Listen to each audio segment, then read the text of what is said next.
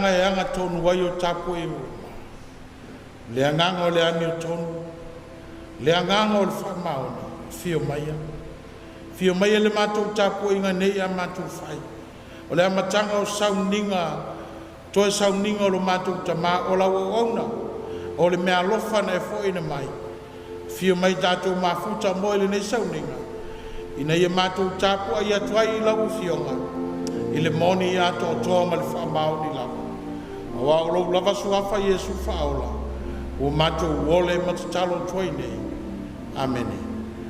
Amene. Sifun maliwa le vi ingo le tua le tātou pese ai. A pese vai tafe le fifi le mu. Sifun maliwa le vi ingo le tua.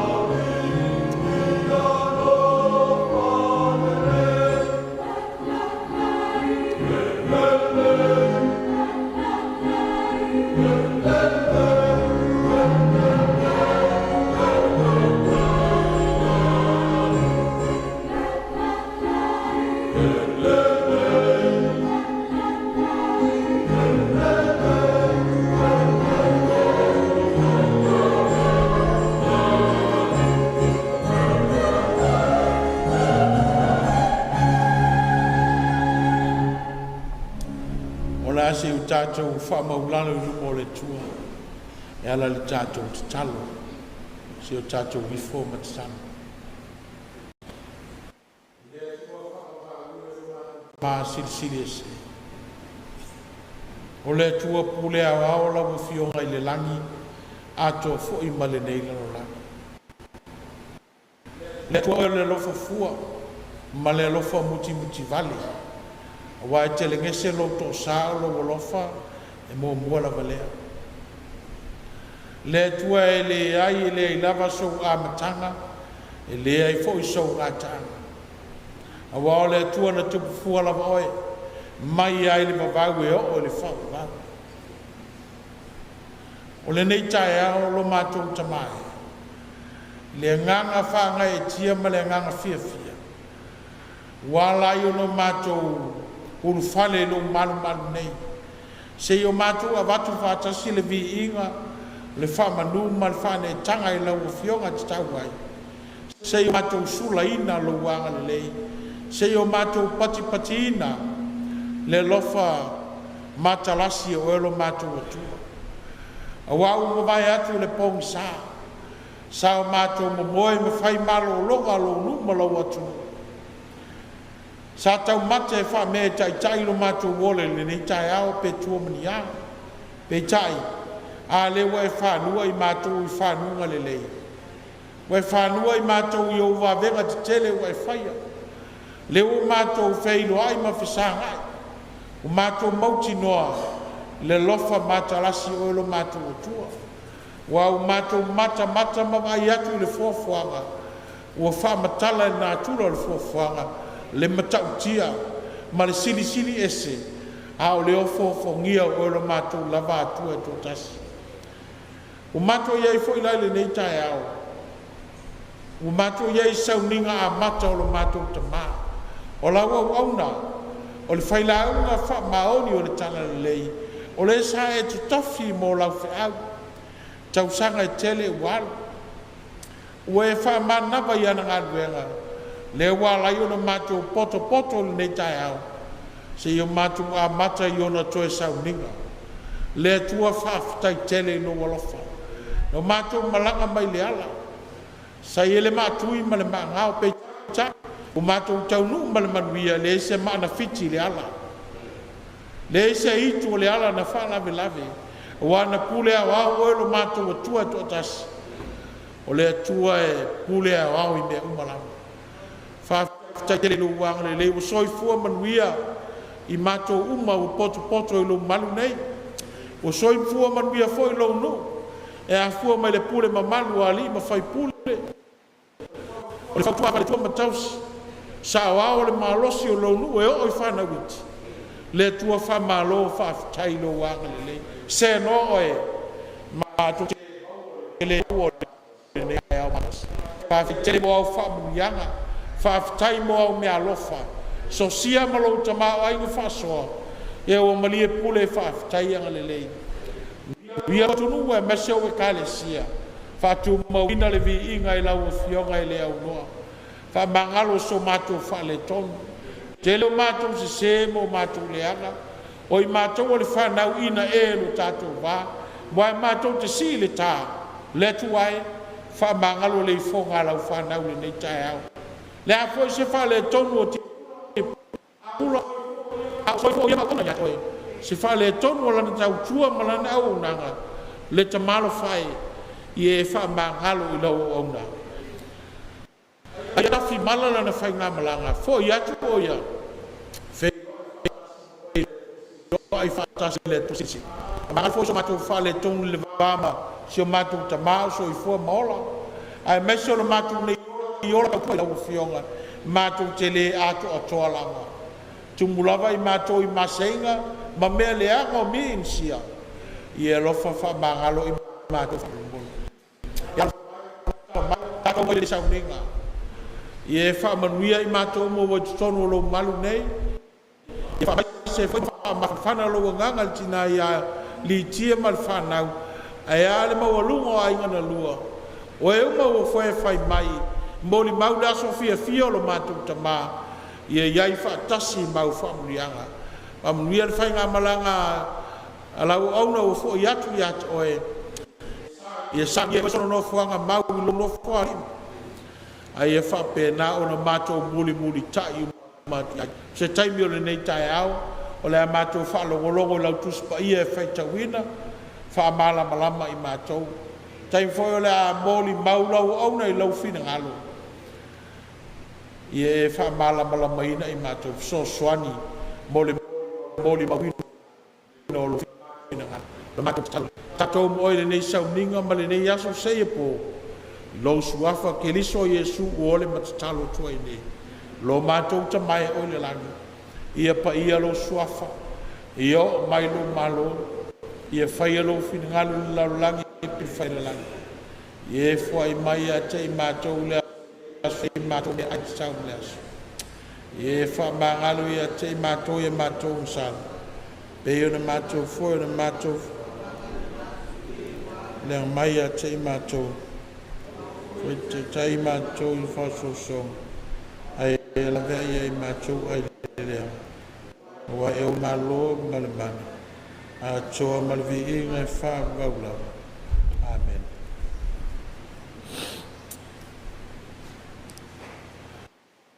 E toi wha talo whali ni tai au le maua lunga o le tātou sauninga. Pa ia ma malu wha le malo, wha le tala lei, e me sifo pa ia o a inga.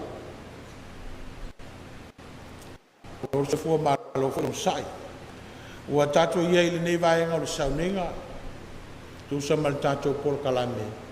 Ia o tātou mboli mau, sauninga whale a inga le nei o tātou tamai a si whanua, ea o le avanole nei moa tātou mboli mau, o i lama fia mboli mau le nei tai au, tala le avanoa. Toi sauninga o tātou tamai, e nau mau tina ia litia. Ia malmoni mau le whionga saa o le ainga. Ia malmoni mau o le whewhi au. Au te mini le avanoa le nei. Ia tala inai mo tātou moni mau. Ia malwha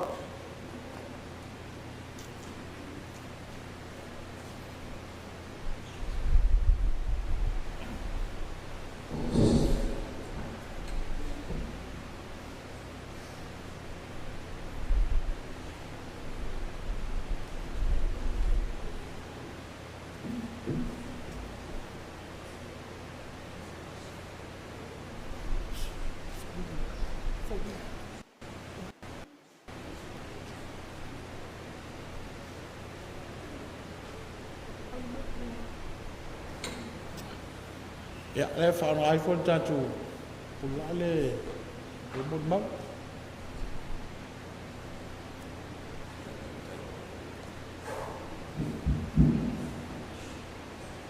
Ia nei tai au mua ka ai ia roho na leo tātou o mea tātou e manu pēr tātou. Ia ora mi inga na whewhi ia te e me kumau tātou. Tātou watu wa ia ia kare nā mua koe kare nā mua pēr. Ai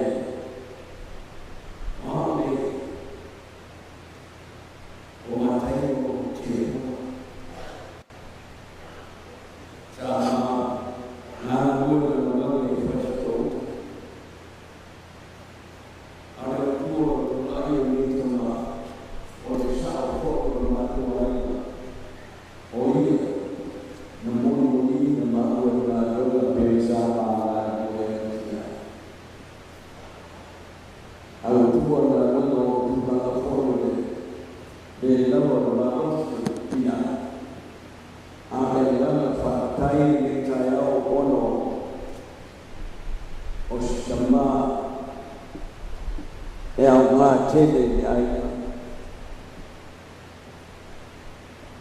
e whaptai atu ai rei tula ia whaptai hoi tausi a ritia a wale whenga iei magnei tama o tama e vape le maho whau watu ki lou le tama ona e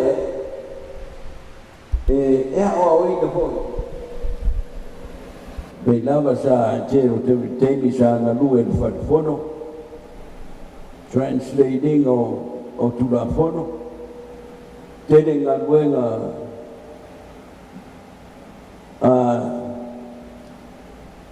sa iei ni tama. A o te tonu o sio mātou ainga, ia pe lama ni tātou malama o tofi mai le atua. Ese manatu marangona o tangata na whengai ma le tamā. Aore whengai ai mababa ai. Ia mo I lava e sawa I stegi ia le tamā. Aore tamā I loa taitai le ainga. Pei ono whai atu ese langona o tangata. Ai pei I lau wau I mawa ai le tamā. O tamā I tamu whai le wha mau popo. Wha le nei tūranga I ainga au meise le wāma no. Te mantu o lava le temi na mōni ai ma ua I whastouta. Sa whetalai whapea le tamā. Le mamalu e whastouta. Ma mamalu le kānesia. Pei lava o whetalainga. O lo watari I pene nai tō tasi. Tu ui nā atu. E whaere ngā nuenga le atua. I au ngā. No whaere mo mafo whau. I le loto. O le whetalainga po le saunoanga foi a tamā. O I nā no mafo whawai le whaungaina o le loto. Ato toa I le atua. Ai meisho me uma pe ona whenga iei ma le kāne sia ma le no. Sa le ai se mea u te vai ai. E o lama temi u whama vai ai sa le mana o le kāne sia ma te o ese ma le kāne sia. Pe lama na sa uno mai le Afioga le o pepitele ia tupui vao.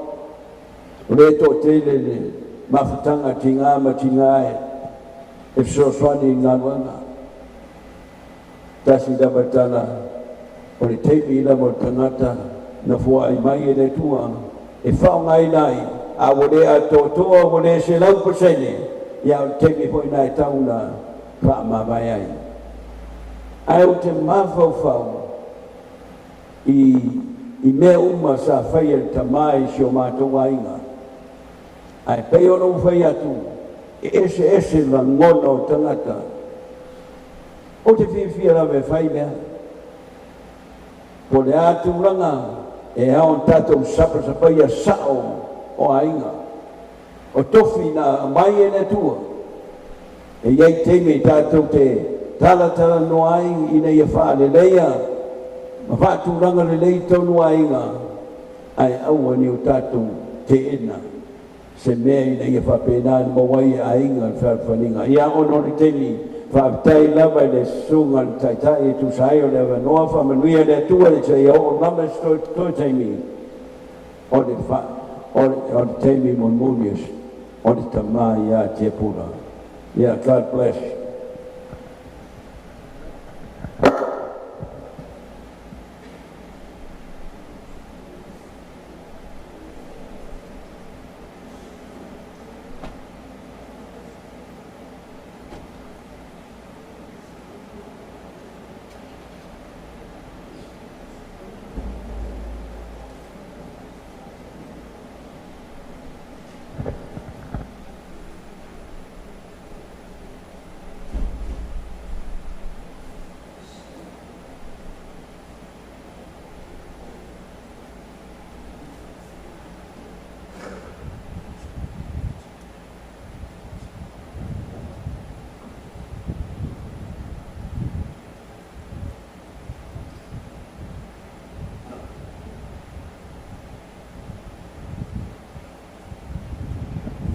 Justin.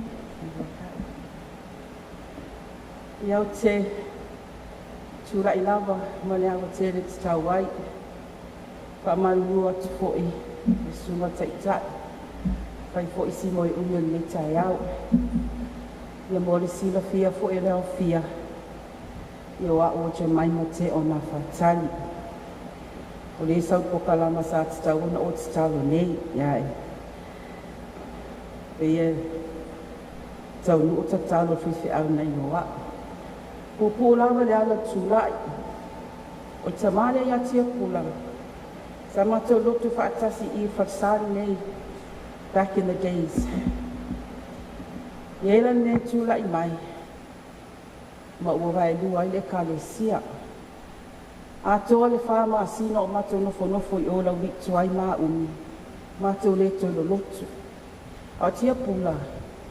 No o atu oila witu ai le tō maangai. I lo te mā o Samia teo. Whaapea fo I mai te mā ia tani mā lō tō mata. Ma le te mā ia tauwhi awa vai vai. Nā luatu tō maangai te mā. Mana oe e whaatule lotu e lani I oila witu ai. E leise si o nei atu nu o Amerika Samoa. I sila fia le to ina I kālesia. To mai lawa wanoa I mawhawha waito ina nei. Rol a whaini nei lotu pele ai. E le I moe ai le tau mawhai o tamalea. Umal vai aso mua mua, aluatu lesi vai aso, aluatu lesi vai aso. Wa aia tu aia ta maole, si mātou aina. Lo tau mawhai lawa Tiapula I nau mo le kālesia lea. Pe sili e lo ta mau. Pe aisea o la asawe whaatule lotu e ngelani. Po le Episcopal Church na ta ue vai taimina. A le lotu me tisi. O le tali, pe la lo te wa aia to I pokalama. La molanga degree I le Biblical Literature. Pe mai o ia na molang tusi whaiwhi au le Episcopal Church I Amerika. Ai o mai nei, e le se lotu whapena I nei. Ia toi tu mai mafo le taimi toi mafo fo wato ina. E sili mai toi ina ia mātou le whanau. Ia na mātou I oe ia I maleilo po lale tu inga I kālesia. Ia na amata I le lotu o ia umi. I le mea lotu ai nele wharsa I ngelani. Mo le sila fia, pau ale le lotu e ngelani tutomu Amerika Samoa. Mo le tutono nu o laulii. O se matatia, le whaatu o tamā lea o le ale leo lotu lai. E o mai taimi nei, o lo whai lawa le kālesia I ngelani. Ia umi o le kālesia na amata ma whaawai to ina leo Tiapula. Ma o ia fo'i, sa whai ma whai whiau ni nā taimi. Aluai ia ua toi li liu mai toi ina I, ai ni mato wha ma vai le lei ai oi, I lotu e ngelani.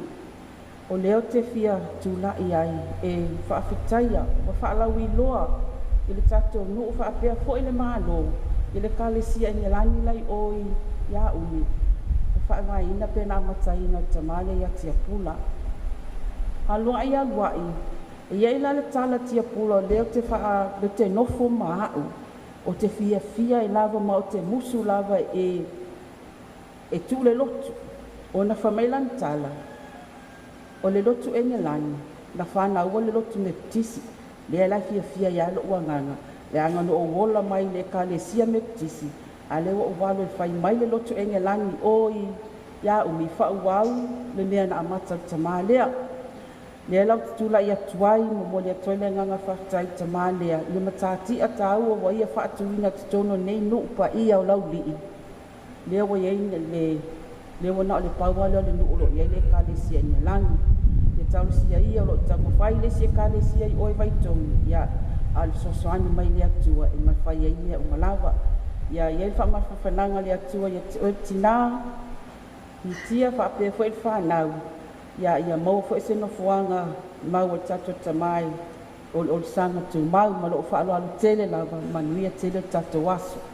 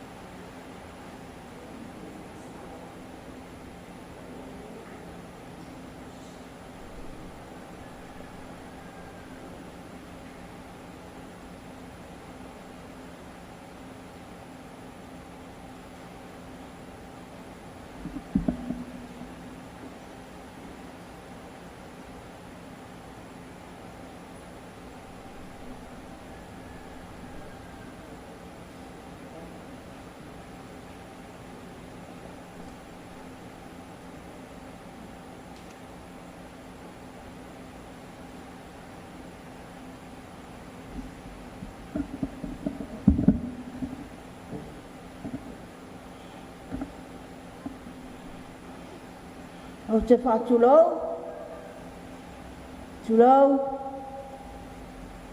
tulou lava, pa ia, male mamalu, o he wa mawhai o nā o fia mai. Ai mai se, le au whainga ruenga pa ia le atua, se sao mai, pa ia o le tai au, e le toi o iai se whamataranga, ai nu atu.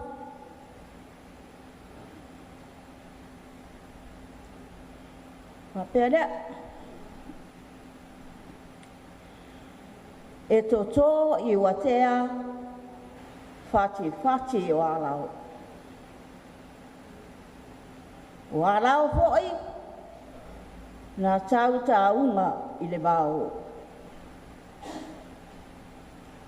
Te tala leo maulupe i wau puna e pe o le upu i le Tiapula tau. Nani au i ai le tui manua moa atoa. A whāliu pōroa. Te suafa o wile nā o tamaro leo. Tā rofa. Ua mali liu toa. Ua mauma wai a upenga o le tau.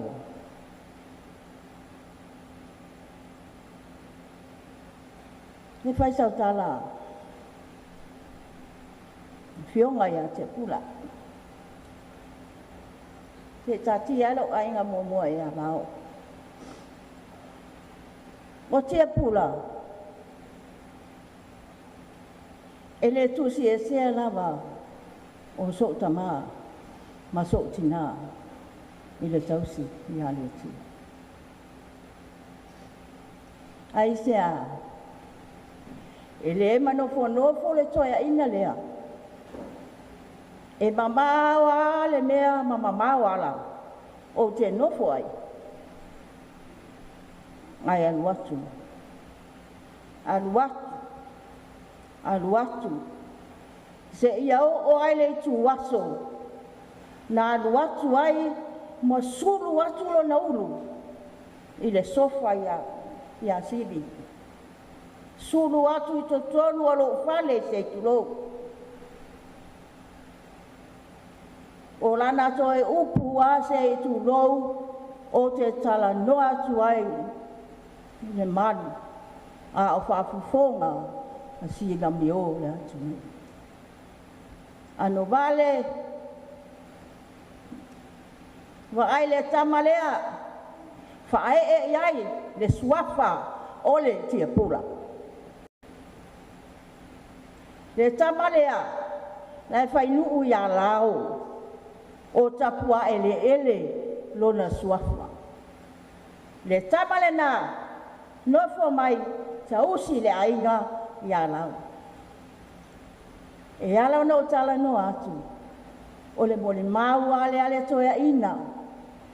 Na tuu ina mai i ate au. O au o le tama whawhine se tulo. Tama taane le toia ina lea. Ma le sunga e atu koe wau lea toa o matu. Tama whawhine. Ia. Malama asi mea. O la umoni mau lale na la umoni mau ola lea. Ile toa ina lea. E le nofo. E wala au. Pe iai se mea lai mana awai.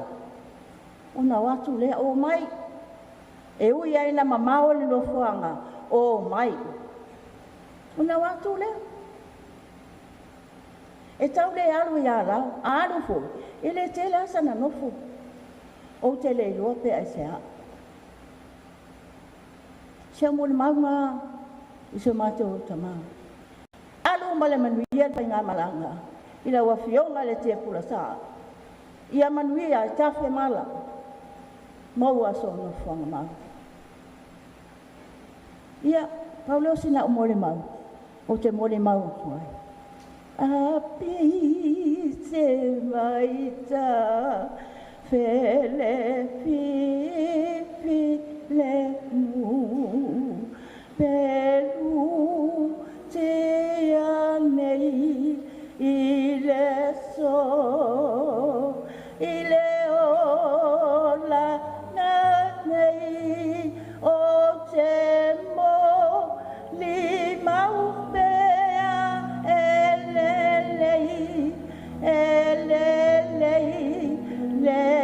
ali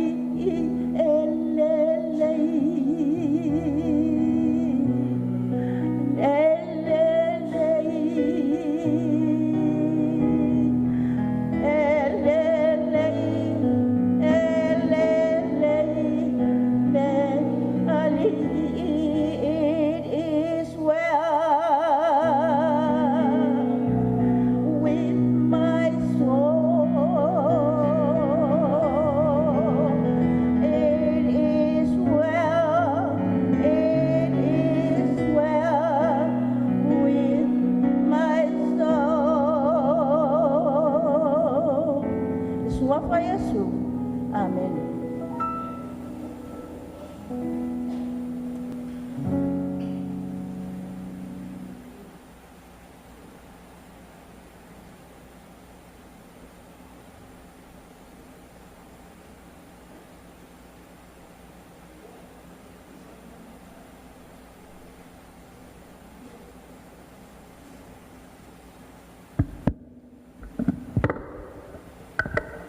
Talo falava.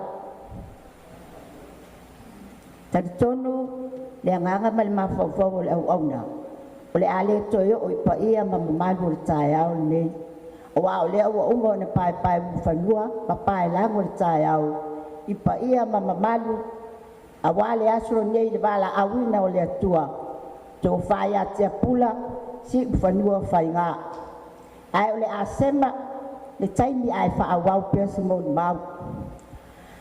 Tari tonu te o mai nu ne o lauri. Ele o ia Tiapula sai fafo ya na o onga. Wa malu sifulu i bane o na tausanga.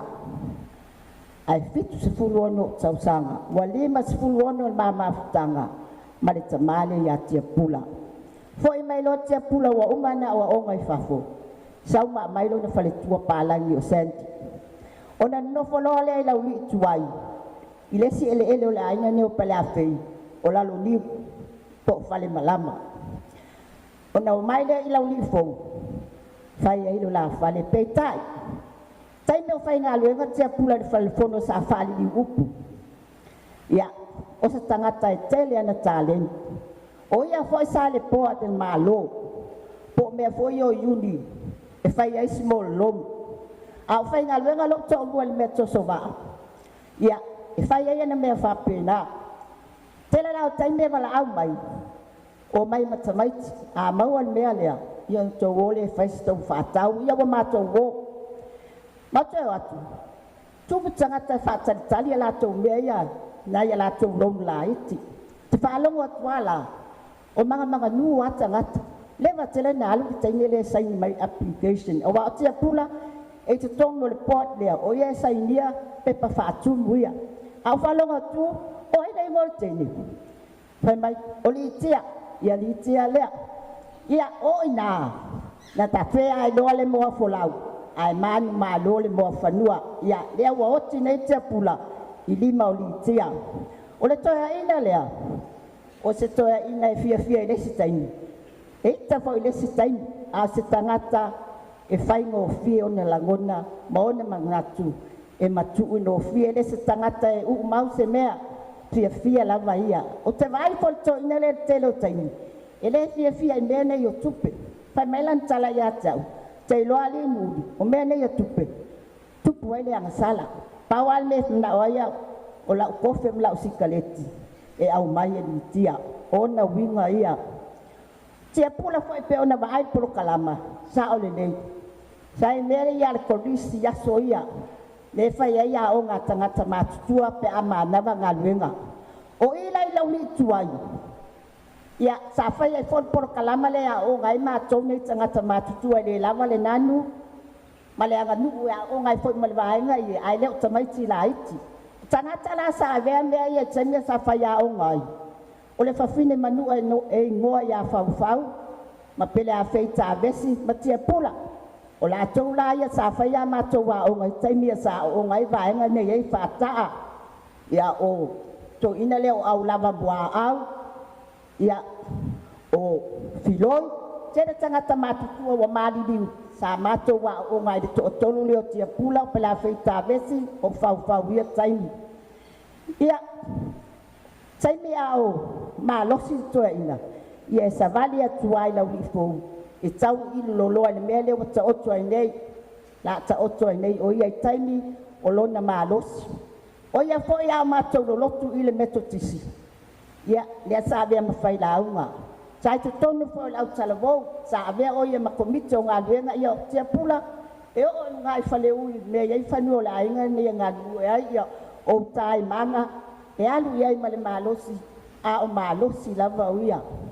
tele o taimi a talu atu e sopo i atu le lai tu le vai o na whanau mai whana tali malo mana tai whau ia whatu tatou wo mai sang sika leti wa al mea nai fia i mato mai la afe iai whatu wa mai oe wa mea whai mai le ai no whanau fo ia watu lau sika leti leo langa nana oe mau tai whau ai whai mai le tala i oe ni uli si le atu lau tala noa ia o mai le lolo tala noa tangata se tu lau le malumalu wana tala lava ia ma ata ia tai me o faitanga pe e fare tali malo ma malu ata ma tai ia mai se ali an tata tau sa no fo no fa ia se to ina matapu ai ma si vai lava a mau alo na malosi ia pe tai ia va ave ia fale mai me fa ata otovia o walo vai tali tonu wa fai atu lo na malosi ia lau telefon si o so leo li tia ya wa vai atu wa umatu le malosi o sto ina ai fa awau pe lau tausi ya o taimia tamato lo lotu wa ia foi nai fa isa le kalesia nei alu loti a pula fa tule ni lani le ia fai fe aule atina ya ste mai matu fa tule ni lani oi a ia le ia le lotu en langi taimdei ai na toi foi mai lava ia I fai mai ia no le lotu na fa tu ma mea masala mai so le ai nei sa pele a fei le wa mai lo na ola ia o disi na o mea taimio mato mafuta masito ina le fai na ta fai mo fie lava ia ai tali tonu fa fitai foi le mala awina sa vea foi o ia ma fai la unga le lai tu le vai le fue ma le to o isi mea ia te pule te mataua awa se fai la unga sinia le oi alau ai a tu te pule fai la unga ele pe o fai la unga hoi e tu la fale sa ia na le tu a te pula fai mai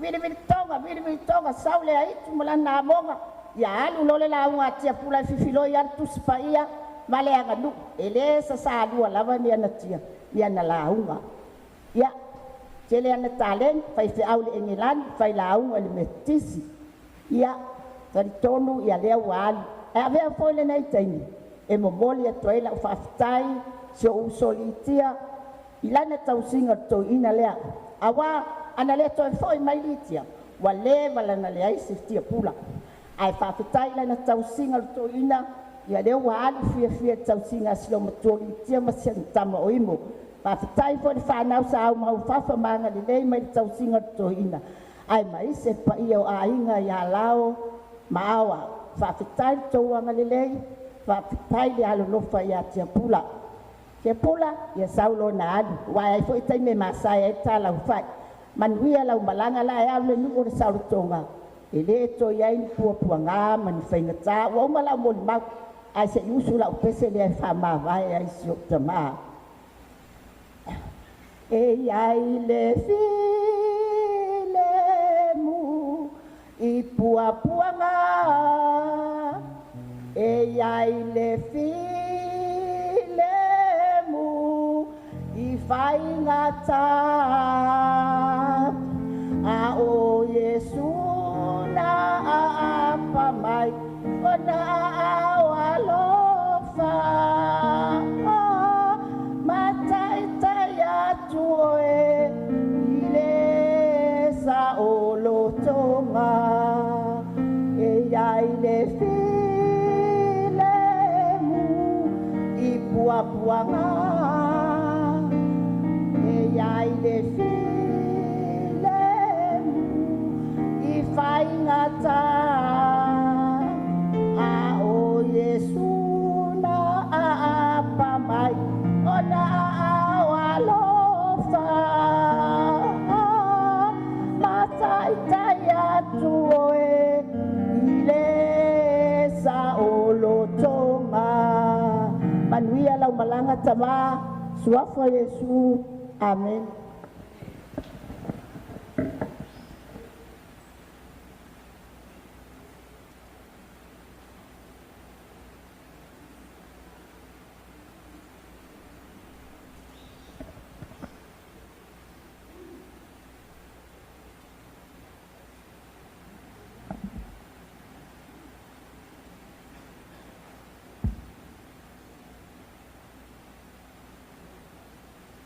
Ua mumutu avele la. Wale whatau ata le masina I lona na kuanga. Ua masoka le la le lei o le aniva. Awa ua pele moli muao sa vea mastu ta inutani o nei ai. Ua o tu ai le tai o le vasa le loa. Ina ua mala le lautoa o le tai tapola. Ua puni tau to ai le tau I sua ngala.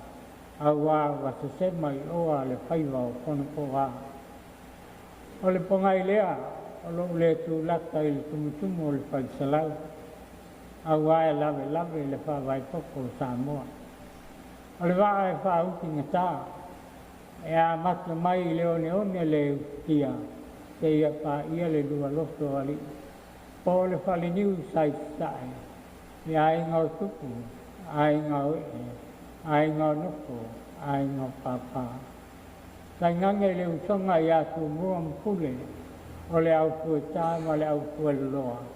Au a le whale le se e au whale polu. Runga fo le paia le stua le noko pake ngai ngā taulangi. I so stapua inga Samoa. Tulou ngalawa. Runga fo le paia le stua ya stua mamai panua.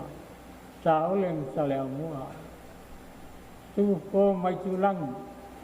Le mamali ai tu au mala tau. Ma fio mai ma pu. Ole paia la vale ole pale pu. Tu lang ma fo le paia le fio le. Nela au na mataku.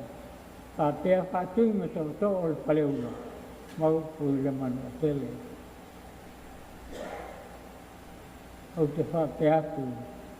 Le mamalu nei lava sanginga. Good morning, aloha, malo leyen ta aloha. Tatai. Masalo e. Yai le upo lea. Le. Tele si mama tanga male. Malo uso lea. Ya male. Tolu patau tanga. O tanga tai anga malu. Elo tolofa. Anga lelei tanga sa umole anga. Ai anga leo wa o mai le wala au ma pa ia ya te pano noa wale no poian po vai lo te ma pel awa ngata pa au le o tai lo wa mangosto I lulu tum le mansina mai po awa po lau lum sa ole to fo mai ole sa fo tua sa la mulango sa moi yai tina walum panau we na sui pua mo la mai nei la sama e lea e ro ni au wa fasia pe wa fia tu muri se fa liu ale ale to tu ngal pa al sama wa kulan tau tua to no mai ai mai se le tala lei ala mo le mau oia Oistama lei. Walak yali kia o kainga mofoi koinga le. Ai litia pa kaitele le wanga le lo. Pamia le tua il saninga. Fa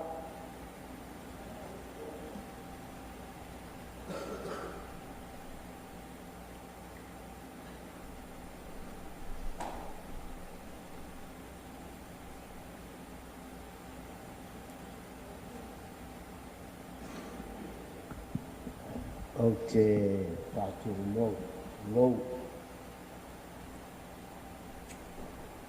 The motor ready. Rồi phải phát hiện lên. Suy bẫy yêu để chùa lẽ xuân đi. Cái gì? Salo xin miền motor. Oi ne tunga tele ma fo solid sao Tiapula. Ai sili tele io atu tu langaia. Tau lava na ta watu lo ngo. Lo wingoa ta popo. Tiapula ma mea. Sa fasilingia ua Tiapula po le ale mautua lo malmalap.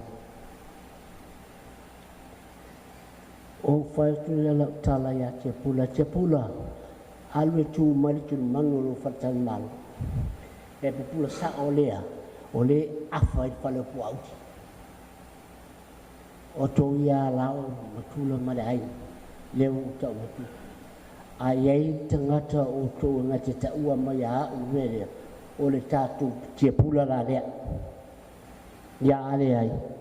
E toi fo i lava tā popo iu tā man Tiapula. Ta ia mana malu a inga. E lo re ngoa. Ni malama lama tangata me sawa. Awa fo i tātou pa ai pe ia na ma ua i la unga la kwa whengainga. Awala ba ai le mata o tālana e whapele wai poto wai ata mai. Ai ngalo wai au o ngā letu. Tiapula, tō se teimi lava e tū asa ne e ia lao e sa whata. Mua tō ina le ia lao. Nofo le tō ina le tasi aso whape mai. So le, a wale ai ni vai a asu mai sanu. Tonya le tu sa o pe o e alo fo ya langa ia ole si me sili ana o minita ya Tiapula kemina aswala ava il tapopo pasang sa o ya Tiapula le tu ya tia wasila fie Tiapula ele labala na wa tu langa le nyawo mai ali pui lo lima ala mai Tiapula menuia kapo wa sile fiele le Tiapula ele lama la wangi le ngakaba ia au kong wa we lai vesi malai angiu kaba ia au kong ngau ka tuang foi la bai lo tu langa le e malama tu ai wi le ele taulia ne meu je la le talo tu la Afioga ya vai a fei ala talo no tu la balu mu ya la fa mua le tua ona tatu mau ai le mani awa tatu tawa o la langi vai umale ya te la tu na lang o la tu mai ai la fa si ngol fo il potu te ai lua ne silian mata chia ne ta wa te tu fa finge o le fa li ungo le nganga ingilisi i ngang samo o Tiapula o le silia toa man o ia le na iai le tulaga lea tolu temi o laso le fu'a na sunu'i ai e Tiapula tuako'o tafuga o le lauga muamua lava lega fa'apapalagi i le amakaga mai goa maliki Samoa tagi atu se tasi o taʻitaʻi afuola mai afuola Tiapula fa'amolemole ua lei se tatou tei o mea ia leu te mimika ai lana o ia lea uai velu to'oto'o fa'asaga mai lo Tiapula fai mai alao ua uma tatou leo o toʻiga lai tisi lo'u leo le leo o toʻiga ia lea ua fai atu ai ua alu le toʻiga lana legacy everything is stand for us as far as religion. What you believe in is all go up in heaven in one way. Try to help yourself. Try to keep the commandments. That's why we have all the fight for hour, so we can tell your problem. Don't try to pull it by yourself because it's not going to work. Ya la tong faya tu na tu sai ma tinga man le toina. O te lo fo i le no fo mai tau si ya li tia. O a ka ulu lo i lauli i fa pelo te pura. I kia. A mai se me ai to in. Yang saulo tau si fangdo fa tau tuan mam ai. Le la o tau watu.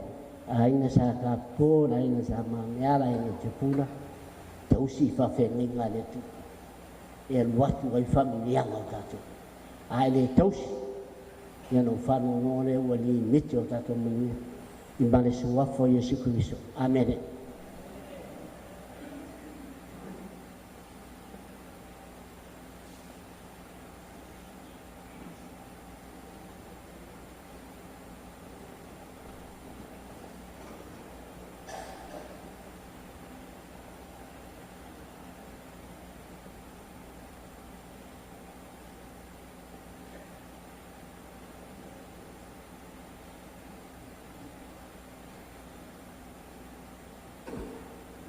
O te tula'i atu le agaga fa'aloalo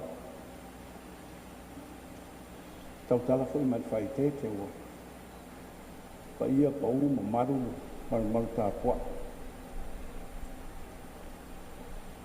o te talitonu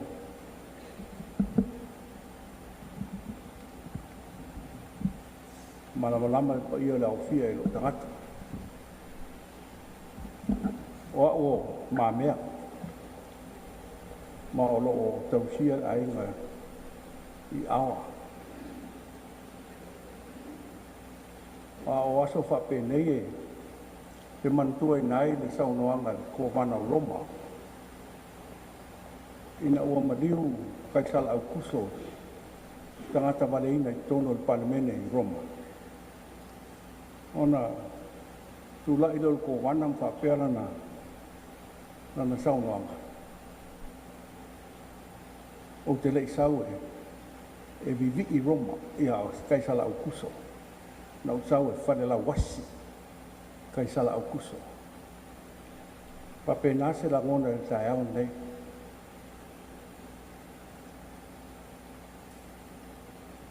when Caesar Augustus passed, he was assassinated in Parliament in Rome. The governor of Rome stood up and said, I did not come to praise Caesar's Augustus. I came to bury him. O tae ola leo tere i sau e vivi i Tiapula. Ai no sau e whaafetaia le atua. Ona o Tiapula.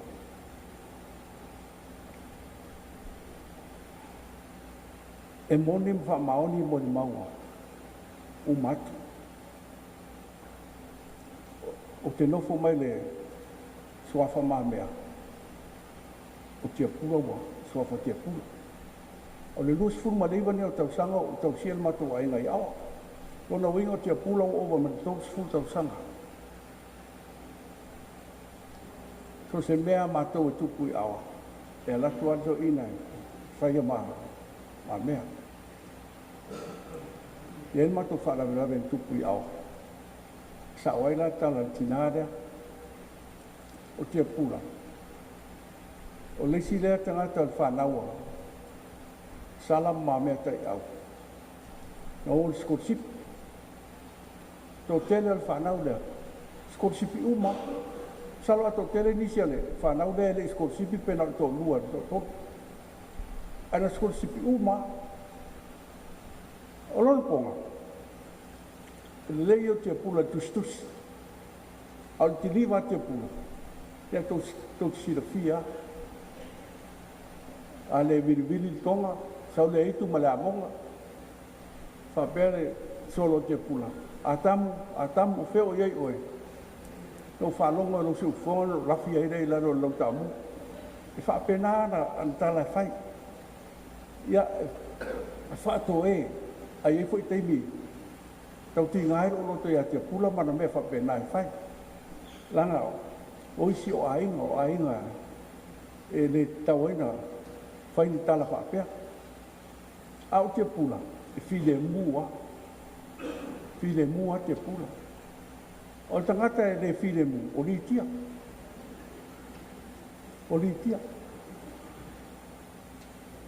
Na ua, wala au le tua ia Tiapula. Na o latu le ia lau e, pa mau popolo ai. Ia, fitangi si amu. Ma, misi arufa ia Tiapula. No fetu lea. Tō whtangisi tō walofa mo ia Tiapula. Po tō whaftai lea tō ala tato le tō whengai muritia. Ia o mea umana e lua. O Tiapula e anga madu. E isi whai teimeo tau tingalo loto ia li tia so na whai ana mea ia Tiapula. Au masani ala mato ainga ia lau ia Tiapula muritia. A uma ia e pia le pole le tia mato ainga tua lua sa e o amato me fai mato la fa pena e la tua di tia save ia ai no fono forte pu o ata la te pu o se elme ia no mato to e ale no fono ai o winga na Tiapula la whaangaro ngatai a mato. Ian te mina mai e Tiapula. Whapea le te mia leo la ave te le tua le soi fua Tiapula. Tā pena ia alao whawhiawhia rato fua. Na o leo tama te tau le awhi whawhu le lunga le au. Na maua ilo le marie. Ia. O mai lo tama whaavera le marie e whaile. Le whai ai. Tau tira fia le tō tonga le marie. Na o nā ilo Tiapula. E leo sinta mai nao Tiapula. Whaavea I solo. Whaapea ai lunga a whaafea. Ave fal mai, ai fal mai a Tiapula le siu. O la uma tata le pau. Ai le te rera sina mea pau ni nai. Ai uma Tiapula of. Matua mai a Tiapula.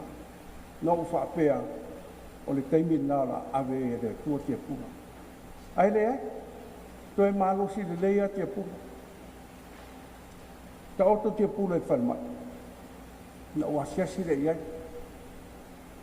Na UVA'A au le tol fo I Tiapula se lei. O le aso na whape ave Tiapula I whafu. O le aso hana na maniwa Tiapula I po. Le si aso ai maniwa Tiapula. Talo wha. Sa iene nganga to e ave I whafu mo nisi tala vai. To e whafo I mai Tiapula manon malas. Peita. O le upo le tusi. Tau sanga o tātou soifuanga e fitu sifuru. ai a fai o tau sanga le vanus fulu ono le malosi o le ai ai mo pupua ngam fai ta Tiapula e maliu nei Tiapula o vanus fulu mo tupu tau sanga whaafetai le atua o le ana nau tai mafuta pea o la iai fai ki tam whaafita audi o soifuanga whaafetai le atua wa a mia Tiapula wa umatu mafutianga sa whenga iai o malie foi o mātou loto. O lava nei tau sanga no mātou whenga iai mani sa mā. O le ale, pātou whala inga, a inga, sa idi se, tasi tūlai mai di suafa. Ia talusia, o stangata e, soli moana, pitu bae peo, Tiapula. Tō fi madie, tō fi le mū, e leve vesi. Ai tan tonu alo lo ele tu la fo ina alo o ainga e le tua ole a ngalo Tiapula ole a le tu e va ai no tino a ana ben fai o te le fa na ruina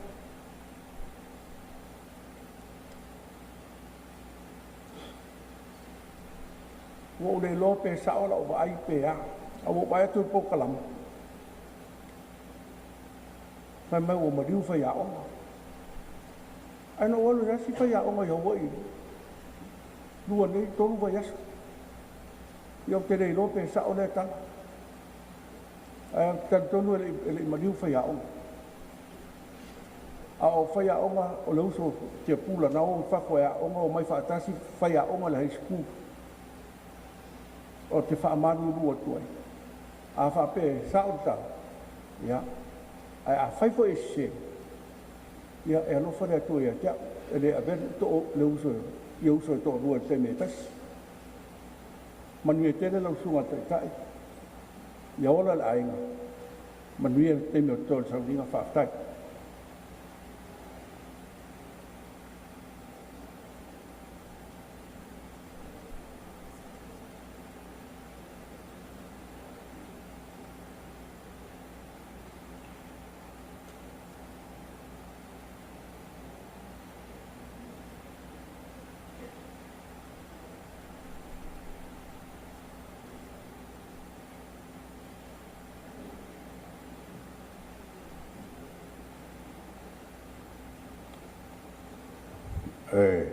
Whaftai atu muna noa.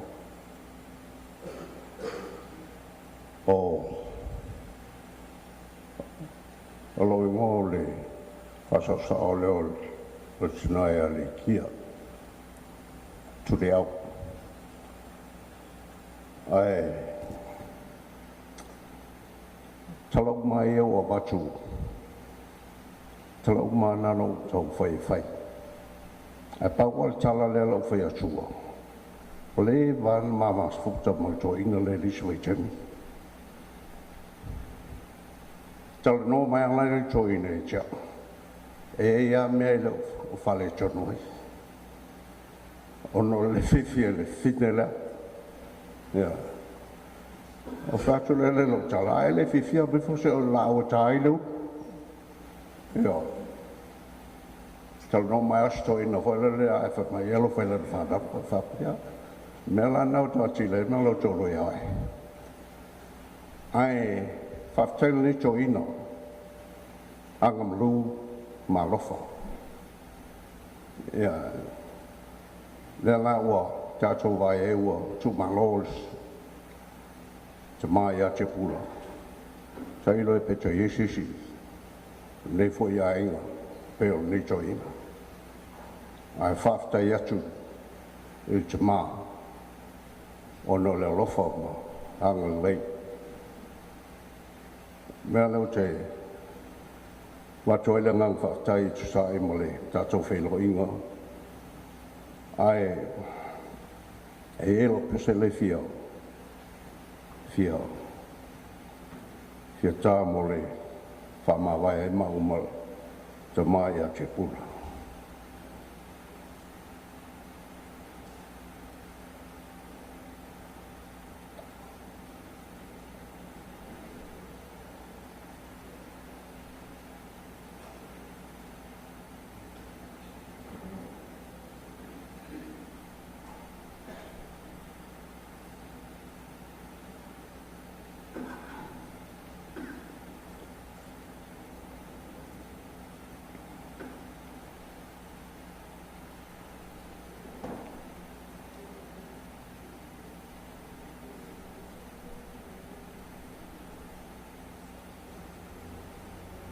tuwa ole olole il musini uto inola.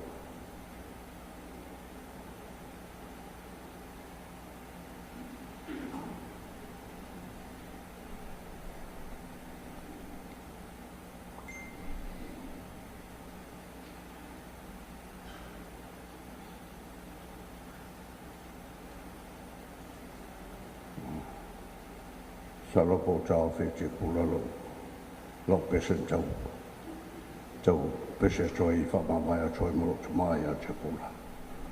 Ai ia manuia lo langa te pula mawule ga noa o il lang. Faftai.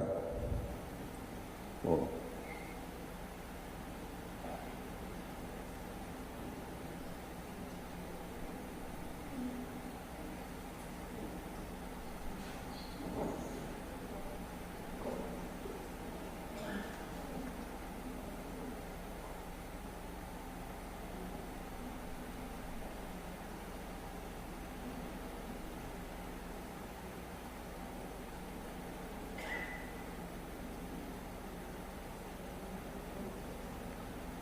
e mua no fatolo to i ole malu man nei fatalo fat fo ile to ia la o la ofia lo sunga tai o no fo fa se au e fa pele la o le tato ma tanga lo ngo so na lo le va pusi telea ina iloa ue tanga tutuila manu o le ngo so sa unga lua e fo inei tutuila ia o uitaia e fo. O le mama tanga mal tau ina lea. Ina ua no nofo ia li tia o le cousins o lo to lua o manua fo. Ia peila le ainga lea sa mato mafuta ma ia i tengi. Pe a mato fia ta fao o Tiapula ma li tia. E foi lana i mea le ia le tele o anga waa ma matafa yoia al nei tangata se tu loa i ai foi me fa pitoa ke loia il mama tang te stemi ala mo te mai mala fa na mo ta fa i a te pula malitia e mo te mai lo fa me te pula ma te o mal mo ma ona ma o le o tilo i ai le ile tele fo ele ngata le ile anga va ile ma fau ma le poto ave i le tua. Ia a le anga waa fo i tūlanga o whainga o mea o ainga. I tūlanga o whaatoanga ma mea uma whapea lea o le winga la o la o mole mauna. Tusa o Tiapula. O lesi lea tangata no maua ma iei se isi whaataita inga. Model, kusa o se model ia te. O na winga mana me whai. No maua mo waaia o lea fo'i no taunga whai o te savali ai au i taimi o ngā luenga ia ma taimi fo'i na ua uma ngā luenga ma toi fo'i tausi ainga pei ole winga na o lo sau se i tau watu o se tangata e se le tele o anga waala ia i lau ai i taimi no mātuta ia o sa umole mau pule tau na ia lofa le tua manuia tele lau malanga Tiapula. Ai usau pese langa leo mai tangata mo lo pese papalang. The windows of heaven are open. The blessings are falling tonight. There's joy in my heart, since Jesus makes everything right. We gave him the eternal command. He gave us a rope of pure light. We are feasting the manna from heaven. That's why I am happy tonight. Olni langi wa noa mai to ulu mai ai manuia e fia ai lo to ua fa fia ai na e Yesu na tatu ave moia o tatou leanga ai amai mo tatou ona lelei ua ai fuai lana manai o lea ua o fia ai manuia tele leo fia whautai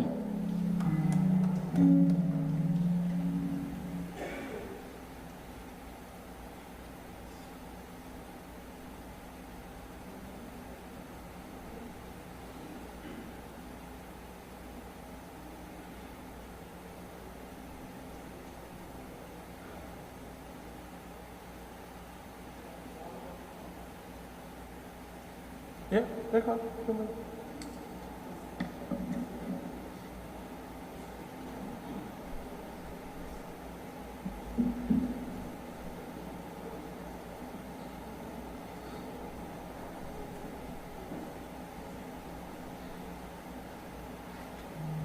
Sai mo le noa kunga tai tai manu a wenga wenga ainga e solo mai maunga luluina me uma e tele le ngolo le sami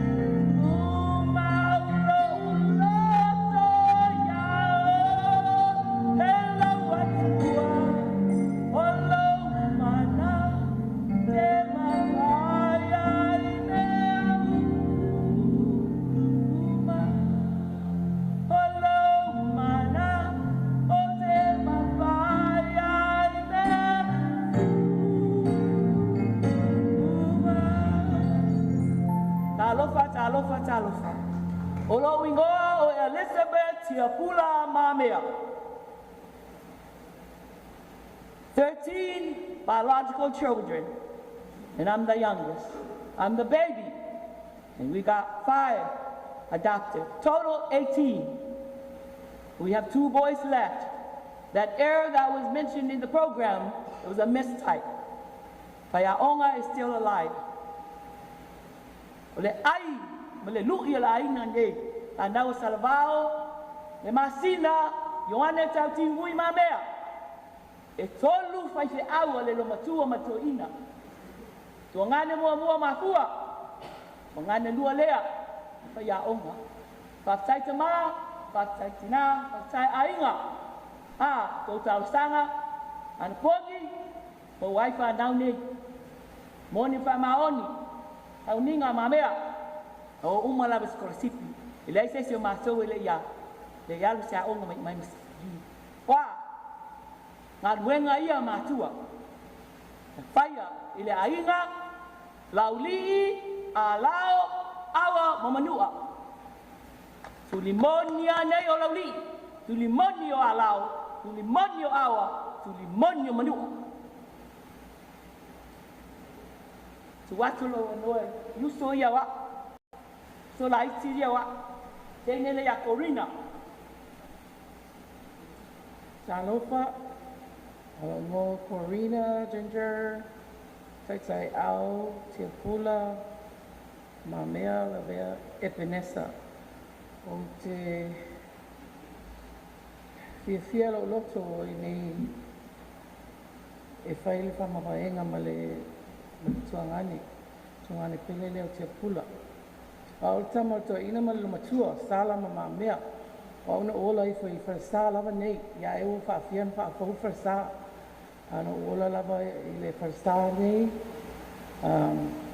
until o alwatu i whafumo ngaluenga ia ma le lumanai. O lo momori mai, alo whaanga matuaina o ia titaia, mai nini e Penesa, whaatasi manma whanau o ia titaia Junior, Lee James, o Martha Arietta, whaapele wi o Elijah, taitai au, mai nini e Penesa. E watu le whawhetai o lo loto i le neitua nane, ne neitua ngane alofa, mo mea umanga paia mo au a whapela ainga atua meise to ina malum tua. A ola i lau li i a lau ma awa.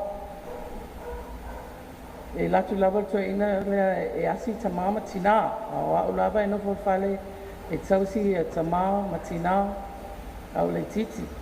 Ia e tele lava mele lei na whai e neitua ngane mo matou.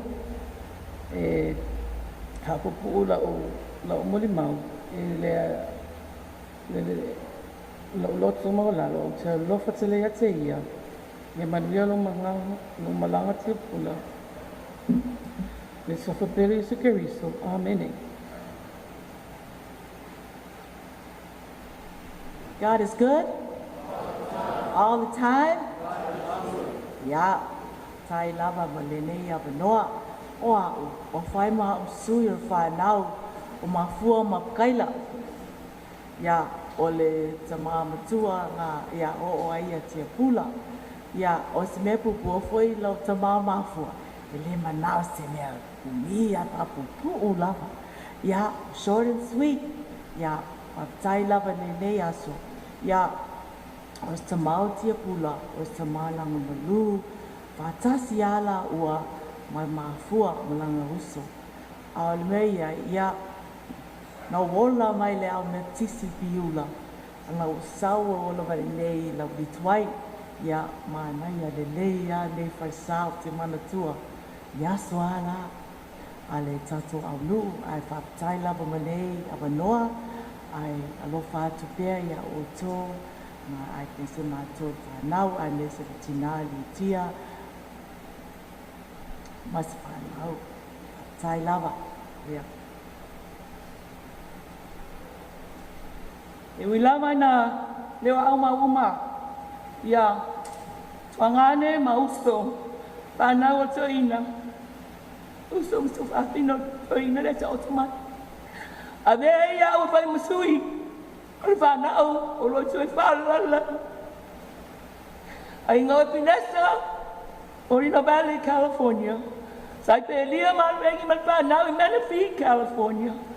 Le uso ia lo whae. Le whanau, whae sau tufunga man whanau ro i lekoe. Si ala, Lau lele, iso atafua malfanau mai Texas. Leu so yasina, malfanau lo tangi mayala, I Dallas, Texas. Julie,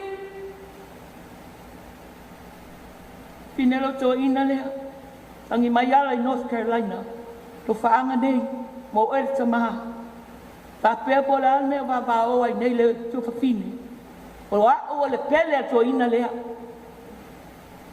E to tele o uso mau tuangane. E le tala. Aya le voice nei o le ainga.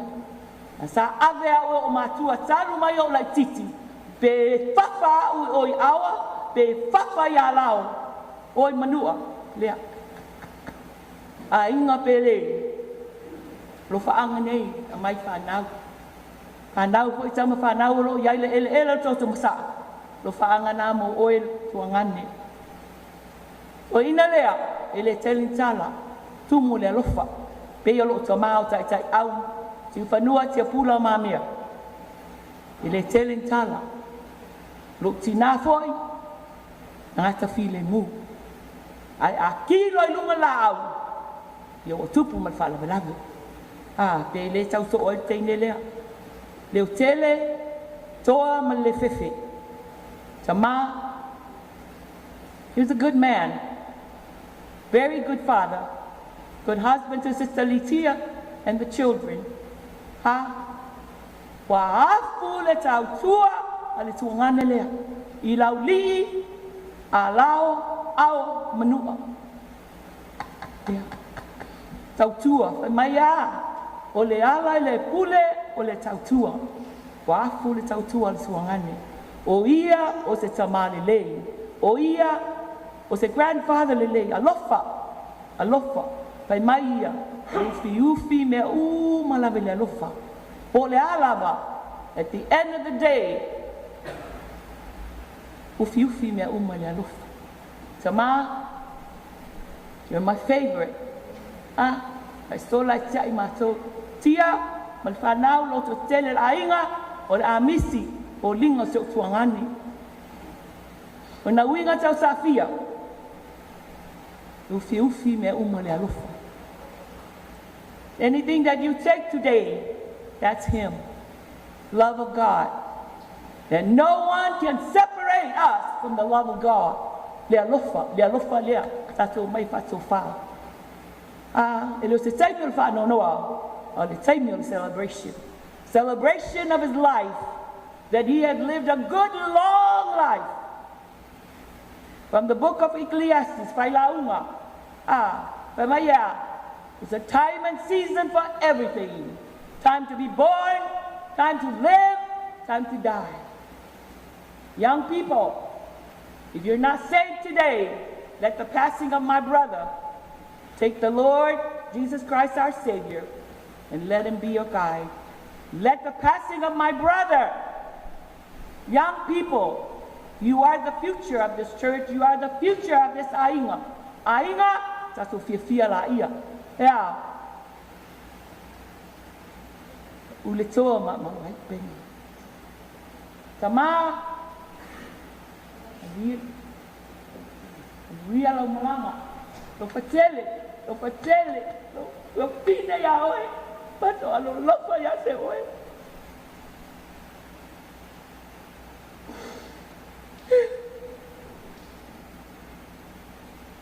Days are filled, come on girls, with sorrow and pain.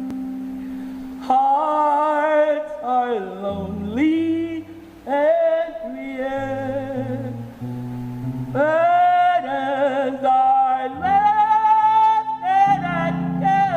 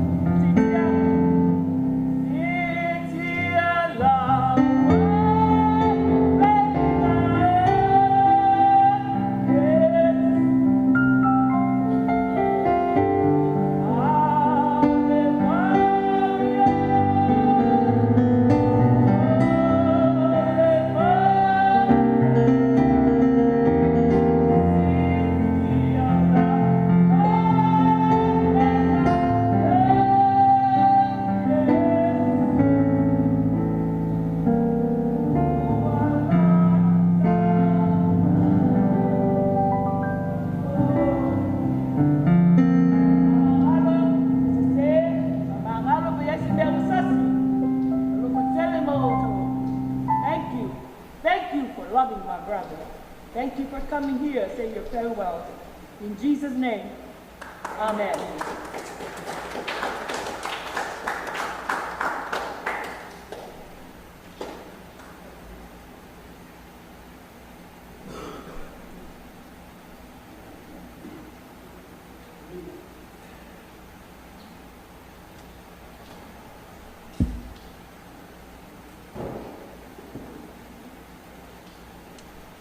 Ya, masalo ai le mai amor mau le nei foi tai au. Langi fisu ai le matango fie. Sau noanga me se foi o himo. Sau como é muito mau mo fa ya ke. O que pe riquie pe o ngado mo ma.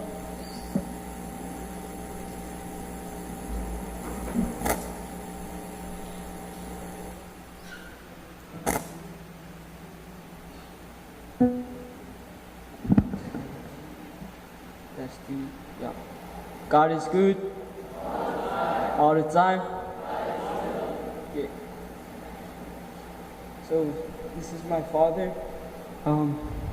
He passed away in February 14, 2025 on Valentine's Day.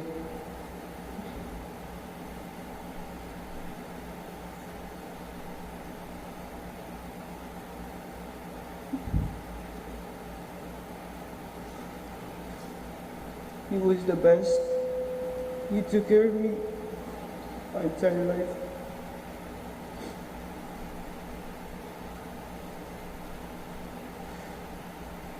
I loved him so much.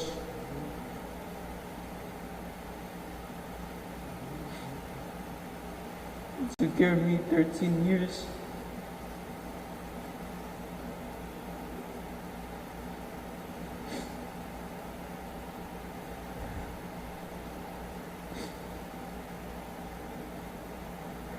But now he's gone, and I have no one to talk to when I'm alone. So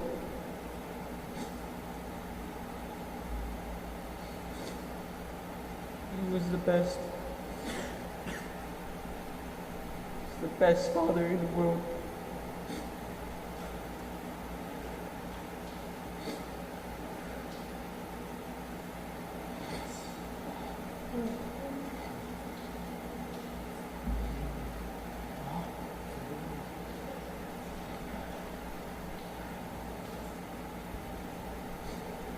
He took care of me 13 years when I was a child. He loved me so much that I loved him too. But he's gone now, and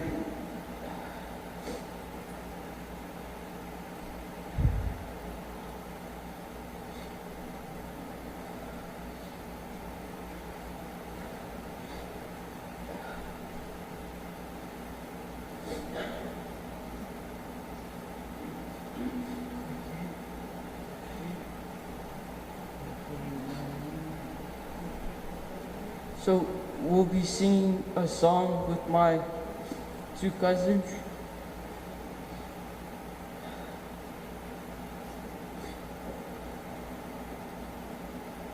For him to listen.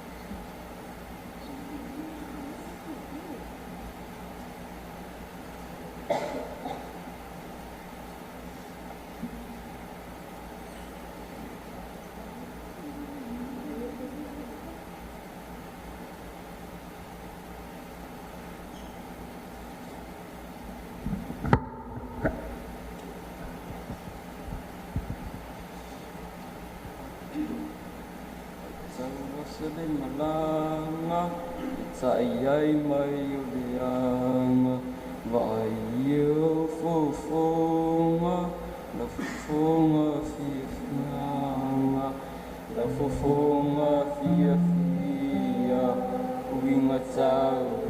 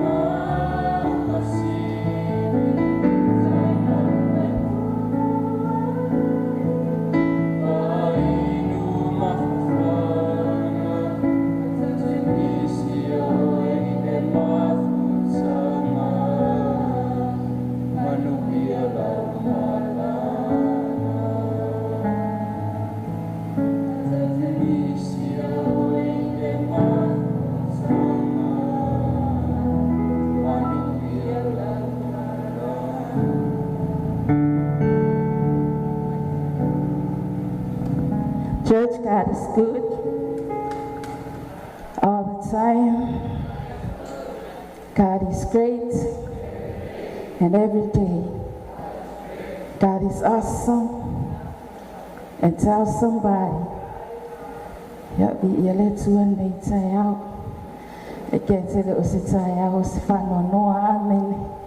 it's a celebration of his life. Amen.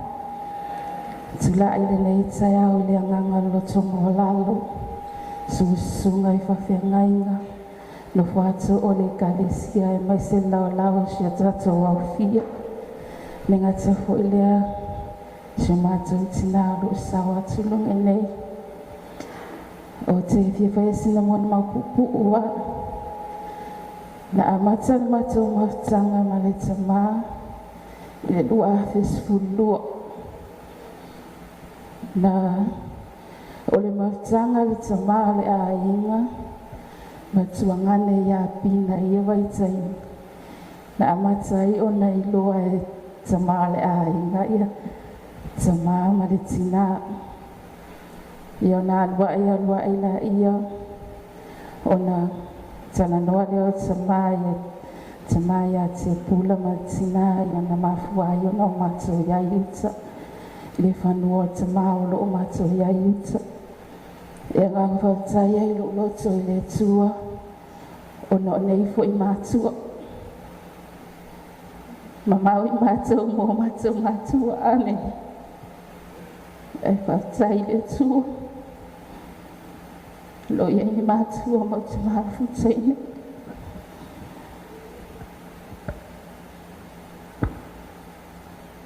O le tamau se tamai loto alofa. E file mo, e anga malu, e tau sa afia. O nā winga e tali ai le ata so se mea. E maute le isa auni maute o yuta wa. E iai tangata na mo huata na noa mai a te au yuta, ma mea na tupu a yuta. O lo uloto, te le pole iai langa lo soifua le tua. O ia o le tua soifua na tira fia mea uma o ia le tua na titawina tau o le tangata. A o mato e yuta mea uma na o whalongo aia o mato nofo yuta leino ni mea whapena o tupu yuta e maa ua. O se ni mātua loto alofa o tele o taimi e taimi o te iale tina i o whatina. Ai ai la taimi o atu a yuta ai o tele tina i a maa ua. E pawale tala o te whalongo e istaimi te maale a inga oishol whai le mu. Ia e angang whautai ali loto i le tua ona o winga i o meo ta maa amene. Tele whautai mi a o atu i tele ta maa matina. Ai alu le ta maa waile e whaingal wenga. O atu la ave e la tu. Na ave leo ta meiti lau te o e vele vao po aho ila tonga wenga e whai. E matsari ia. Wai uma e ale aso e le afan mea la e vele au whainga skoli a mata meiti la e whai uta. Ia e ngang whautai fo lo loto i le tu o le telo taimi a watu. E nofo ang whaalongolongo ai whaamtatala e to ina so ia. I titono lauli i o le nu o lauli i mea sa whai ai a le ngata hoi lea o una mātua. E ngang whautai loto i le tua o nei tau sanga puu sa o mātou mafuta ai. Ai o se tamai alofa. O se tama poa winga e whai atu o tangata. E taliana i le ata. E file mu. E tau sa afia. O isi foi taimi. A le tangora ia longa tua foi lea e whakokope mai lungan le to ina poani me whai. Ia e nofo ai e le angoanga ia ni mea kangaka e whai. O a mea tangata e whai atu ia o a mea kupu yon kafa. E ngofo a ia. E angang whaftai e loto i le tua. Ona o le matanga pupu fo isa ia i matama. Ai angang whaftai fo i loto i le tua. Ia ona o se tina wa ali ai le o te tina. E le lava tono a inga amene. Ia mun mau pupu le swafo Yesu. Amen, amen.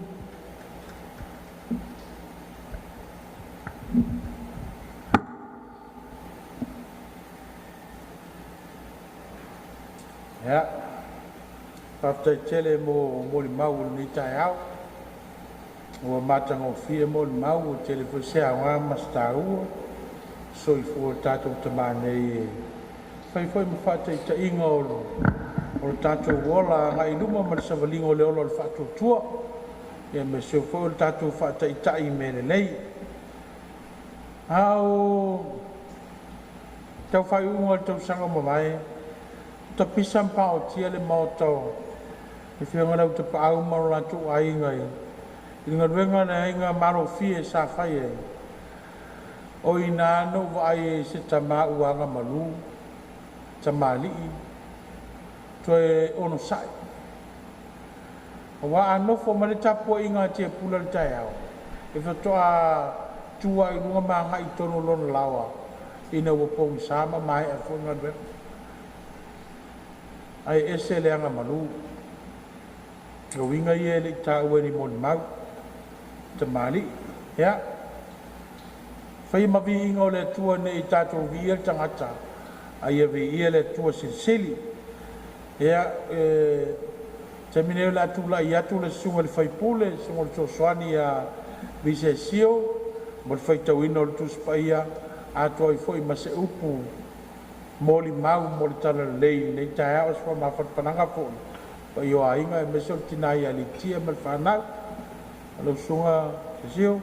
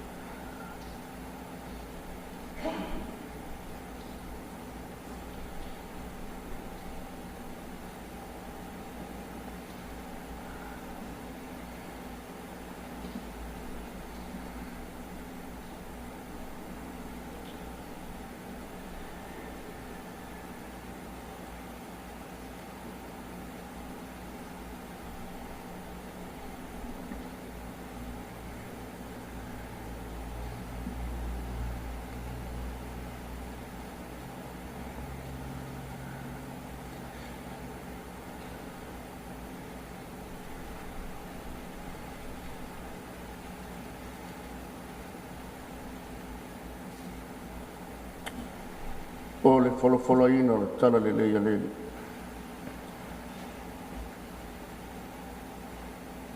Ua mawaenga mea, o na toe whaani neo Iesu le au so i le vai o Tiberia. Ua whapea o na whaali o ia. Sa whaatasi Simona Peteru, ma toma ua ingoa i a titumo, ma Nathanielu o le kana i Galileia, ma atali o Septaio, ma nisi o na so o e tolu. Whai atu Simona Peteru i a te ila tolu, o te alu o te whangota. O whai mai lato i a te ia, tātou te o fo i ma oe. O lato o atu, o na lato o ae ro lea i le waa, ae le i maua se i e tasi i lea po. O e le tae au, o atu Iesu le au wai, ae le i loa le au so o Iesu lea. No feta lai atu leo Iesu i a te i lato le whana ue, pe iai ea ni a o tau mea ai e ai. Wa lato tali mai i a te ia e le ai. Feta lai atu o ia i a te i lato, i nā lafo ia le upenga i le tu tamutau o le wa. No tau maua i lea.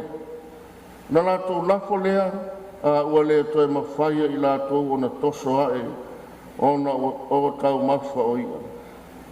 Whai atu leo le nā so o, wano whaina i Iesu i a Peteru. O le li i lea, ua whaalonga Simona Peteru, o le li i ia.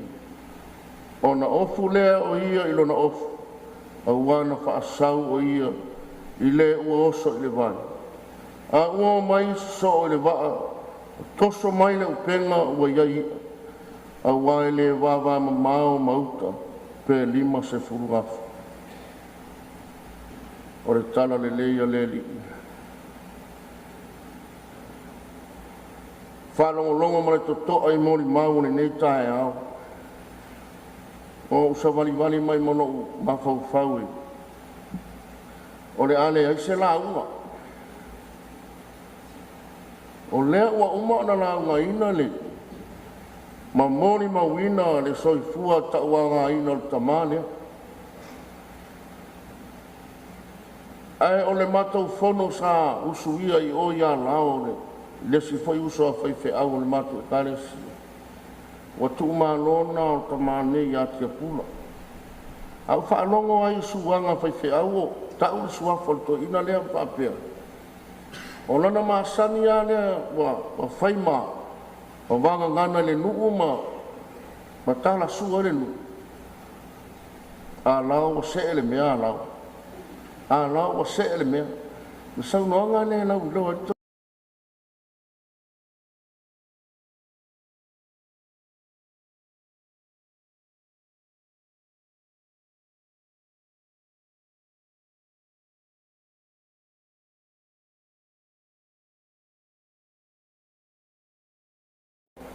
Tauanga ina i lona soifua ngalue. Whanongo le ngata ina le leia o aonga. Matai tāua o le nuu tausi nuu, tausi a inga, mea uma wa atoa i tamale ta oto atu ilu mene. Wo mawau faurea, o le ala lesi mori mauma nisi la unga sili atu, le la unga leo tele sa tau tua i Tiapula i ai. Nuu e kane sio. Ina ua mano aranga se ngase se utua ai, i sa fotu i sa wa. Una wala au mai lolo tua fine ia te aue, po le asi tala. Whātu le iai, o wheo ia toi ina. Tangi se utua fine matua sa nofo e tau silwhai mai. O lele whale. Whātu le, o le ana me o tau vili mai ai. E leo ia au se si ola fōu e se atu a whaia o le fina ngalo ngao le atua. Ia tatu on sai mati talo. Mo whai atu le iai. Awal to e awel to ina le whare mai. A le na uvili atu i mo nike. E ta talo ina ia wawe o na malo loma mapu si o tatu tama. Lo te sila fia. Na whaatoa o lo toa fine la upule na whaia. Whai mai o lo ule whai matua, lo ule alofa. Ua whaamatala le upulea, le tala le se utua a. Le anga o le mea le tupul wa yaso le nei. Walu waso le aktei wa le toe tua Yesu. Mai le ta amino sanga le lii malona au so o le tau whaafonga. Sa whai tau ene evanga lia lea i anu. O le aso le nei o le evanga lia lea. E o ina toe tu Yesu tau whanonga na upole mai na wali ia ina wa ai atu le ata o le lii o savali mai whai mi o le hitu o le mele o whaamatala le tala se o tua a e ti ngana mani liu ma toe tu le lii i le tātou whātou tuanga ke le siano ma mani liu o tātou a inga Tato o mai lufi le tino a wanga vale, o le upu moni o le anganga le tama wa ia ao le li. I le tangata whatu o tua moni lea, wa o le upu moni ae, e iei le si, au la aunga no ufta ua i vore upu lea. E le fau le oti, le anga le no uwa aia le tai au nei runga i le pitole, e tupu pea. E le fau le oti le o soifua, ma le o langa le tangata ola se tulo. Ae foua. Le ale mea le foua. O ti ngā ma whaanoanoanga. Ese umanangona. O le ale tia maa loso tangata e soi mori mau. E whaai ua i lea. Le maringi ono i mata. Ae o le oti wa tato wa ai ia yaso uma. A o awina tuspa ia. Le tala le leia le lii, tātou o i wharesā, le mafu anganga le tau whaamatala ai le lii. Ma toi a pia mai le lii, ina ua wala au le lii a pēteu. O le tala malama lama, o tangata e le lingia o oina. Sa wala au lia, ma tō fia le sami se i tūlou, i le au whaiwhaiwa. O le whaari whaatolu leo Yesu, o lona toi tū. Le wato e sau, la melo tupu la so ompeteu. Wa ko e fo ia i sam. E le ia utaliton wa to e tu manu malo Yesu. Ai ole tama faifa ele a Paulo e fa matala ile ia na tuspusinga. Le ai o Yesu na sa tato pewa. Safia ai vai foi le safasi. E lo ia se to fala e lengi se o ai. A fa mena o so. Ele ai la o le tangata o le ali.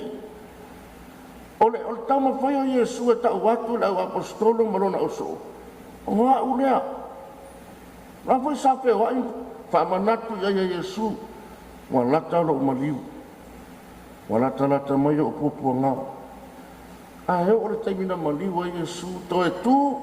A whai mai tū lou o le te moni whai o le ai. I le tātou o langa wha le aso. E tupu e o tātou le nguna wha tangata.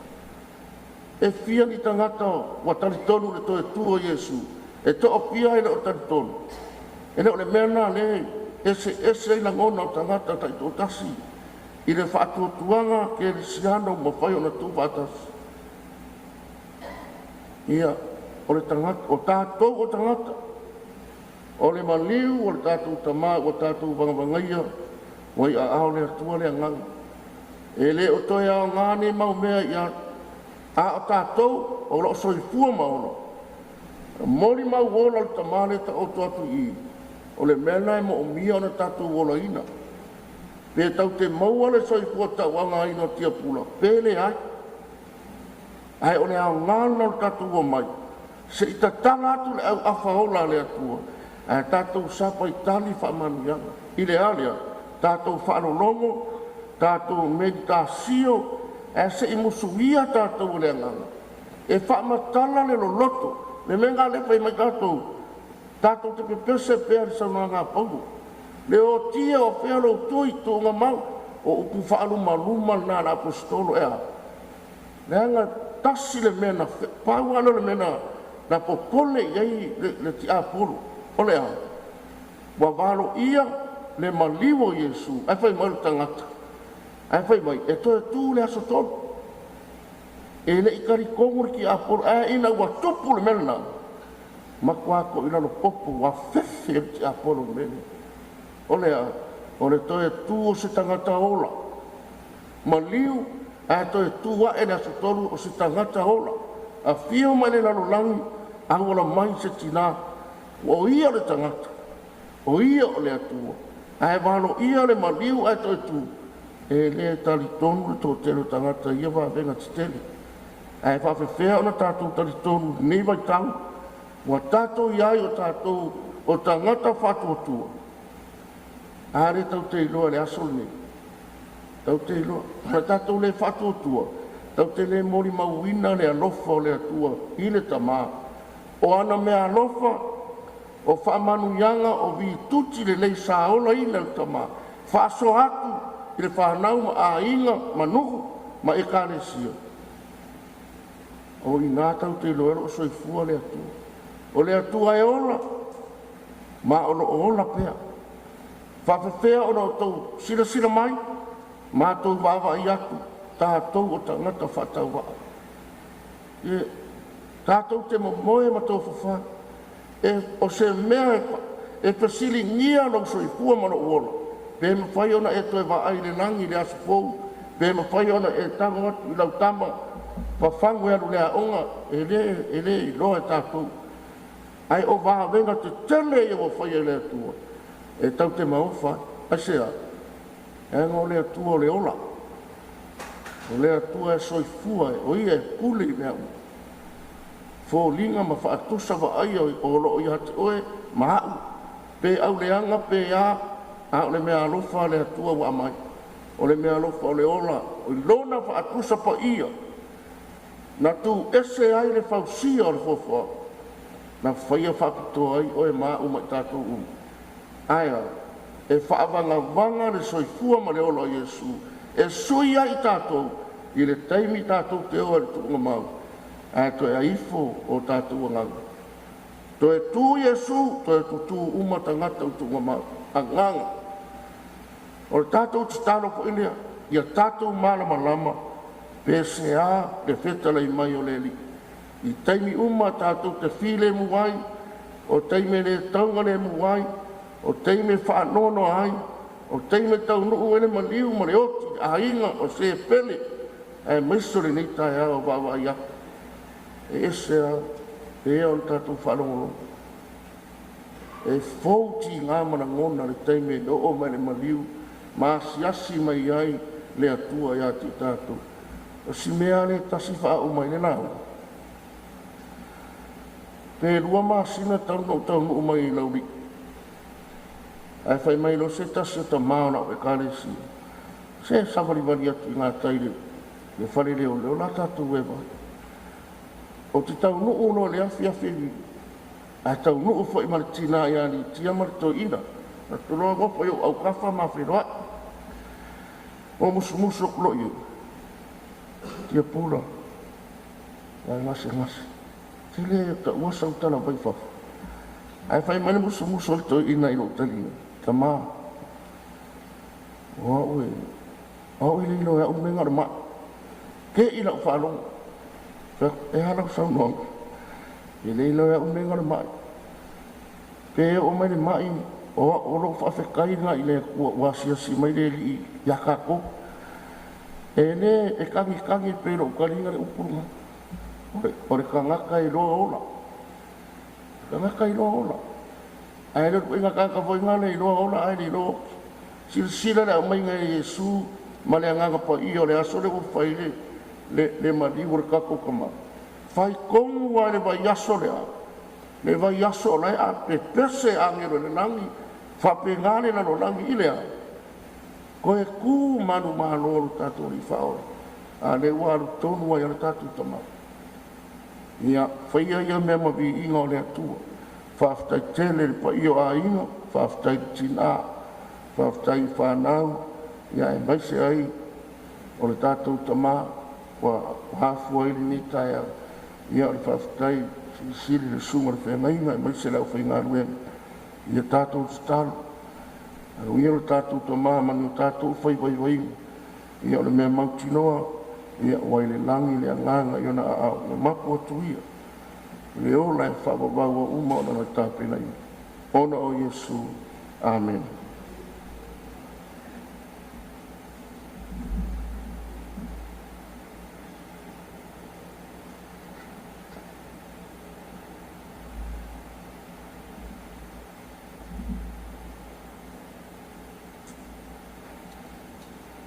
Famere tala le tu stalo Ioane.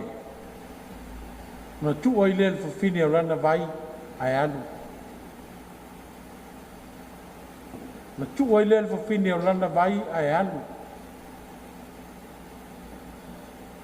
Mai le vai sa mata pe ai, le vai na ai u ai, le vai na fa mawarunga ai fa mai ua tu ai alu.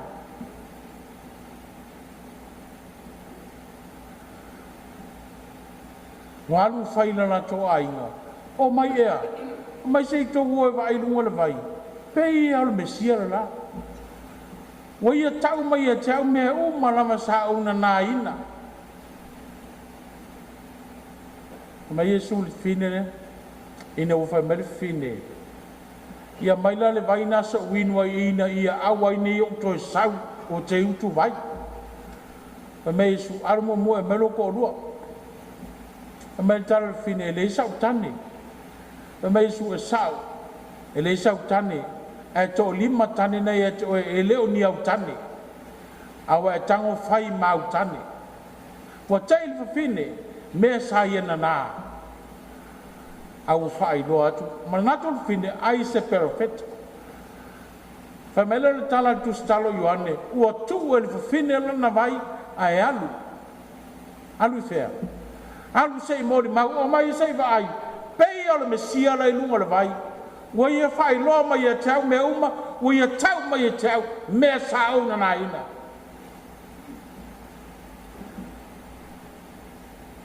e fa pena fo di soi fuanga mon tatu o io tatu tu me mo tatu loto ai me o tatu papanyo ai me o tatu wifo ai me o tātou watu ai, i o tātou tūuma. Ai o tātou o e tala moli mau le Yesu. Le ke liso manu malo. Le tua o le ola. Le tua o le malosi, le tua o le pule. Le tua o le poto, le ami o tonu mal whamaoni. Tu nei e alwe tala. Leo wala foi mo foi el tamaya Tiapula. Me uma sai te io ta leni o AUVA'A o le poto o le atamai. Leo tu ai alu. Alu se i alu e mafuta malona li. Lona matai sai a mai ia te ia le poto ma AUVA'A me uma. E fa pena foi o e ma. A o le taimi tatu te oti e tatu te tu me uma. Le alu nau lo tamao ainga. Le alu nau lo poto, lo malosi, lo oa, e tātou tu me uma, ai tātou te o. Pea langa ina le Yesu o tātou tunga mau, ina o tātou toa tu fatas. Mi Yesu. Mo tātou whale atua i leo lai whaavau, leo lai uman sau mia ke liso mo i tātou uma. Na te liua i o tātou nei tino matanga, whai matino matanga o fie. Whātatau ni tino pa ia lo tātou wali o Yesu Kiristo. Whātai tele, leo sunga le whaipule, sunga le sosuani te sio mo le upwha mawhanwhana, e te tonu o le malelenga le neta e au, i o watatala le langi loto ma whina ngalo lo tātou au fia le neta e au, mau whau whale le upu fola fola, tusa nei moli mau i whawhitai tā pena, whawhitai fo le sauni, whawhitai moli mau ina o le whina ngalo le tua. Whawhitai pa i o lau whinga ruenga, ia o mamalu whale kale sia, le sunga to ina, ia me spoila whainga ruenga le Afioga nei, ia o pa ia o a inga o whai mai, maloro sa il tātou sauninga a mata o tātou tama, le la tātou maloro, tātou whaisina me ai o te rongo fia ai, ia o tātou toe anga e mai le moron to sauninga, ia e whaftai tele, le la tātou whai upesele pitsu tonu, ia o tātou woilai tātou ai, pitsu tonu me ingo le tua tātou te pese ai.